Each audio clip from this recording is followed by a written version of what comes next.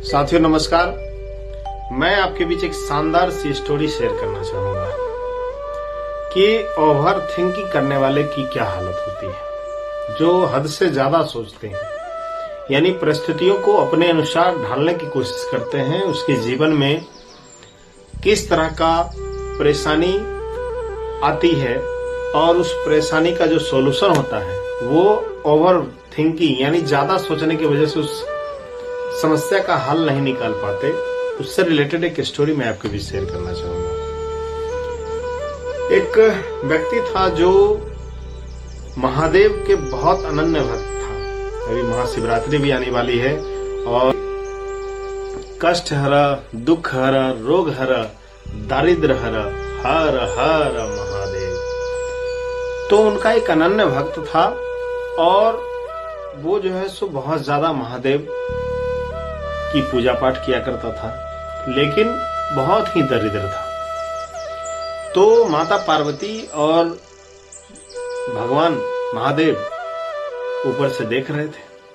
वो बोले कि आपका ये भक्त, माता बोली प्रभु से कि आपका ये भक्त बहुत ही आपका सेवा करता है, बहुत ही आपका ध्यान करता है, बहुत ही आपका पूजा पाठ करता है, फिर भी आप इसको जीवन में वो खुशियां क्यों नहीं देती? क्योंकि आप जानते हैं माँ हृदय से कोमल होती है। तो प्रभु बोले कि मैं चाह के भी इसका जीवन नहीं बदल सकता। तो माता बोली क्यों? तो प्रभु बोले, महादेव जी बोले कि ये ओवर थिंकिंग करता है, यानी बहुत ज्यादा सोचता है।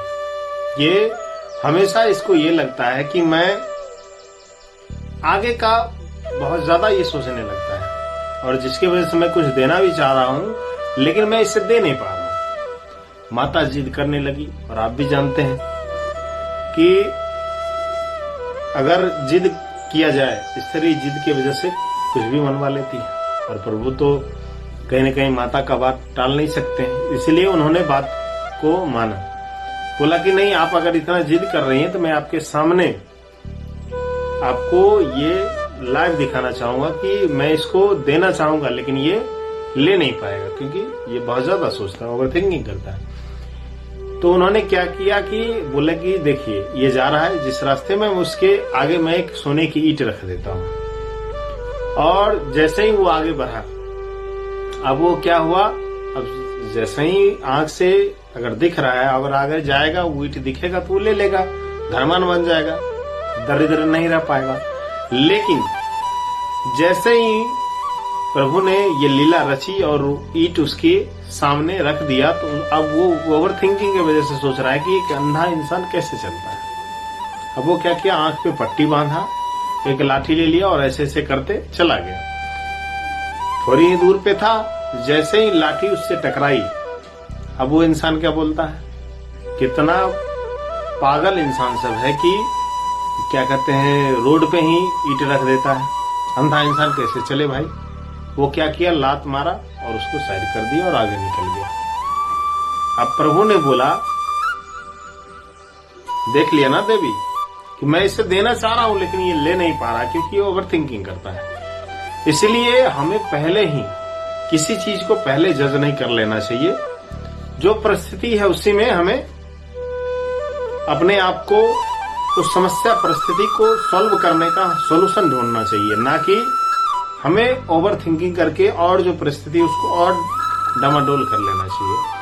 इसीलिए इस स्टोरी से हमें यही सीख मिलती है कि ज्यादा चिंतन, ज्यादा सोचना हमारे उस समस्या का सॉल्यूशन नहीं देता। हमें कहीं न कहीं उस समस्या का सॉल्यूशन तभी मिलेगा जब हम उस समस्या के प्रति जो प्रेजेंट में जो सॉल्यूशन है उस सॉल्यूशन पर काम करेंगे।